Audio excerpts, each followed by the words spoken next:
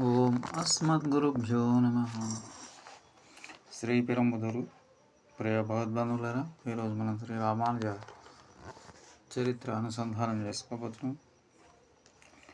శ్రీ పెరంబుదూరు చిన్న పట్టణములకు సమీపమున శ్రీ పెరంబుదూరు అను పురవరము గలదు. దానికే శ్రీ భూతపురి అని కూడా పూర్వనామం. ఈ నగర త్రిలోక విస్తృతం, విష్ణు ప్రీతికరం, ధనధాన్యాది సర్వసంపత్ సమృద్ధం,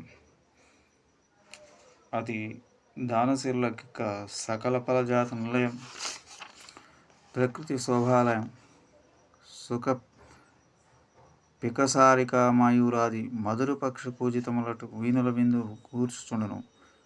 మదద్వి రేప ఝుంకారములా వీటిని సదా ముఖరితము చేయుచుండును. అరవింద లక్ష్మీతో నందరి వాపి కూపతటో సరోవరములు ప్రేక్షకులకు నేత్రపరముగాను.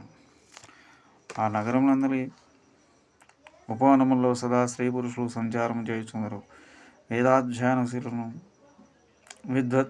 వరిష్ఠులను నగు బ్రాహ్మణోత్తములు తమను ఆశ్రయించిన విద్యార్థులు కావ్య నాటకాదులను తర్క వ్యాకరణాలను పాఠం చెప్పుట్లో మిగిలిన ఉత్సాహం చూపుచుందరు.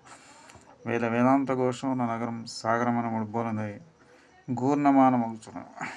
ఆ నగరంలో విష్ణాలయములు అసంఖ్యాకములు, వాని గోపురములు అత్యున్నతములైన వివిధ శిల్పములు కాలవాలమై చెన్ను మీరుచును. అచ్చటి రాజవీధులు సువిశాలములు, భాటలు కిరుపక్కల విలుసులు, సౌధరాజములు వివాహ సమితిని తాగుచుడును.